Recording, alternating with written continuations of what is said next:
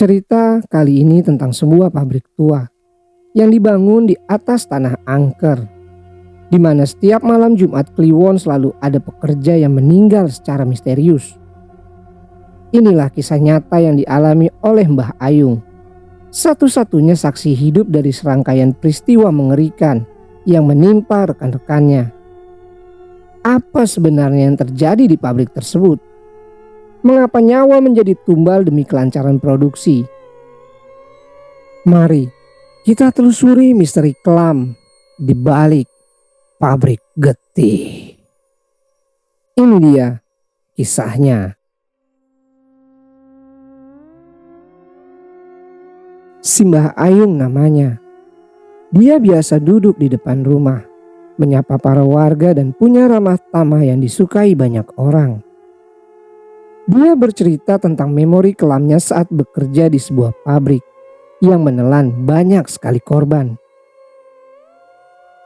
Pemiliknya itu Belanda. Begitu kira-kira ucapnya. Dibangun di atas tanah yang angker. Beliau adalah satu-satunya saksi hidup di saat teman-temannya menjadi korban dari sesuatu hal yang tidak diketahuinya. Di sebuah pabrik yang konon katanya dibangun di atas tanah wingit atau angker. Jauh sebelum ditarik ke tahun saat ini, berkisar tahun 50-an. Simbah Ayung yang saat itu masih seorang gadis berusia 19 tahunan, bekerja sebagai pekerja serabutan yang memproduksi bahan makanan. Bisa dibilang produksinya saat itu sedang mengalami kenaikan yang sangat drastis. Sampai-sampai pihak pabrik membuka lowongan banyak untuk pekerja serabutan. Selain mendapatkan upah, mereka yang terpilih akan menjadi pegawai tetap.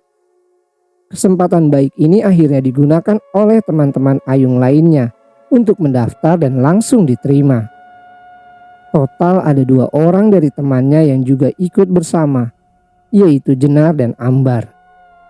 Hanya saja mereka, para pekerja serabutan, mendapatkan pekerjaan selama 2 minggu sampai Jumat Kliwon datang. Mbah Ayung menyebutnya para pekerja kliwonan, yaitu para pekerja serabutan yang bekerja sampai Jumat Kliwon mendatang. Ayung dan kedua temannya yaitu Jenar dan Ambar, mereka bertiga bekerja di minggu pertama dengan jadwal, yaitu setiap pagi sampai sore. Sedangkan untuk minggu kedua menjelang Kliwon, mereka semua harus bekerja di tiap malam hari sampai menjelang subuh. Minggu pertama mereka menjalankan pekerjaan secara normal. Produksi aman dan lancar. Tidak ada satu kendala apapun yang mempengaruhi produksi pabrik. Ayung juga masih melihat kedua temannya, yaitu Jenar dan Ambar, yang masih menikmati pekerjaannya.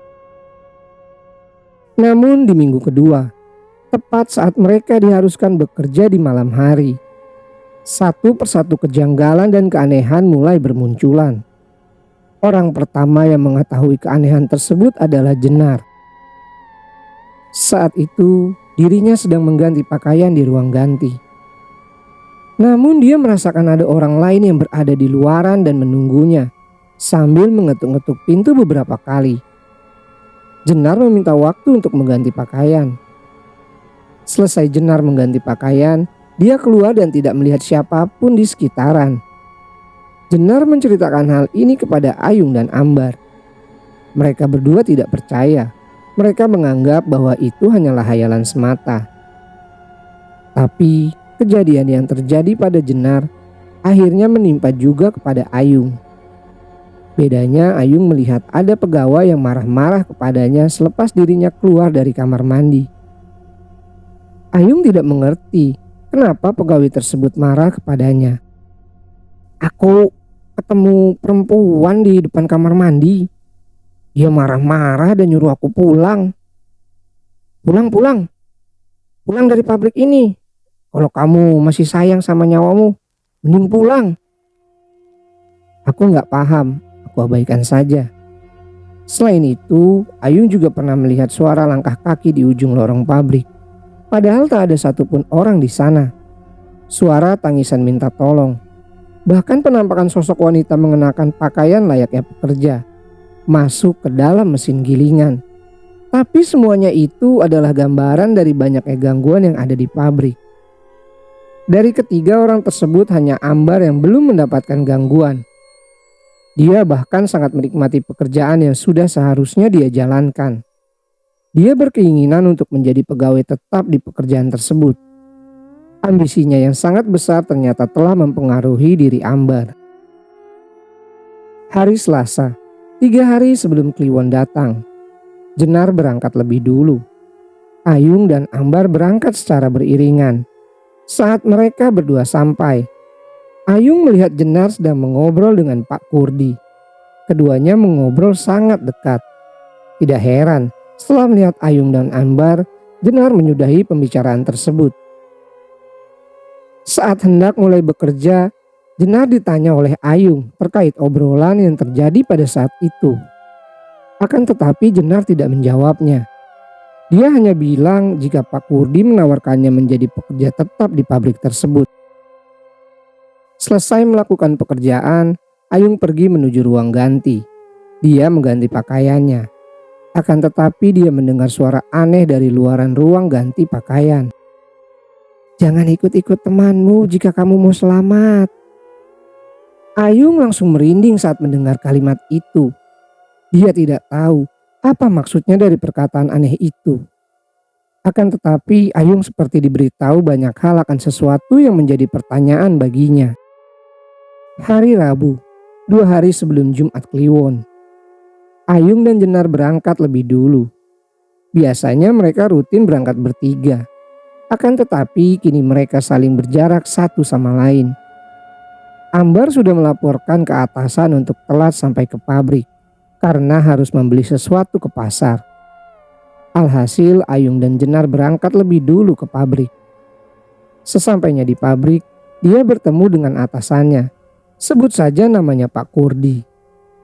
Ayung dan Jenar menceritakan bahwa Ambar telat datang ke pabrik. Pak Kurdi hanya mengangguk dan menyuruh keduanya untuk langsung bekerja. Ayung dan Jenar mengangguk paham. Saat keduanya sudah 1 jam bekerja, Ambar tiba-tiba datang dan menghampiri keduanya. Jenar bertanya kepada Ambar, "Dari mana baru datang?" "Dari pasar." "Beli apa di pasar?" "Beli keperluan Pak Kurdi." "Pak Kurdi nitip apa emangnya?" "Kamu gak usah tahu." Ambar jawab dengan cuek. Dia kembali fokus untuk melanjutkan pekerjaan. Walau begitu, Ayung dan Jenar masih merasa curiga dengan tingkah Ambar yang tiba-tiba menjadi berubah. Selepas menyelesaikan pekerjaan, Ambar sengaja telat pulang. Kali ini Ayung melihat tingkah laku yang selama ini dilakukan oleh Ambar secara sembunyi-sembunyi. Dia menemui Pak Kurdi di belakang pabrik sambil membawa 2 ekor ayam cemani, serta kantong kresek hitam. Lalu menuju ke sebuah ruangan tersembunyi di antara banyaknya ruangan di pabrik tersebut. Setelah itu, Ambar keluar dari ruangan. Ayung membuntuti Pak Kurdi. Sampai akhirnya, Ayung melihat Pak Kurdi sedang melakukan kegiatan aneh dengan menyembelih 2 ayam cemani. Lalu tiap darahnya dia letakkan ke dalam mangkok. Lantas dia berjalan keluar ruangan. Untungnya Ayung lebih dulu kabur dan mencari tempat persembunyian baru. Pak Kurdi berjalan ke tiap mesin produksi, lalu menyiraminya dengan darah ayam cemani. Ayung yang mengetahui hal tersebut langsung terkejut. Dia kemudian buru-buru pulang dan menceritakan kejadian ini kepada kedua orang tuanya. Hari Kamis menuju Kliwon. Ayung tidak ingin untuk pergi ke pabrik.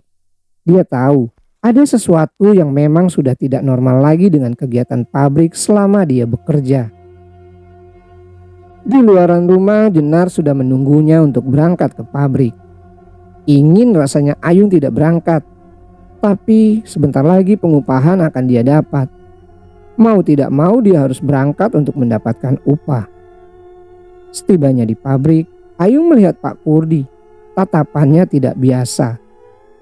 Ayung cuek saja dan tidak ingin menambah lagi beban pikirannya. Tapi saat keduanya sedang bekerja, lagi-lagi Ambar telat untuk datang dan bekerja bersama keduanya. Ayung, kenapa ya Ambar telat terus? Aku nggak tahu, Nar. Aku juga mau keluar dari pabrik ini. Kenapa? Kamu pernah cerita kalau sempat dapat gangguan di kamar mandi kan? Aku juga pernah cerita kalau aku melihat pegawai yang marah-marah sama aku kalau dia nyuruh aku pulang kan? Aku tahu semuanya, Nar. Aku tahu semuanya. Jelas Ayung. Kamu tahu apa? Pegawai itu, dia adalah korban dari pabrik ini. Dia ngingetin kita buat lari dari pabrik ini. Tidak berselang lama Ambar datang, tapi wajahnya pucat pasi.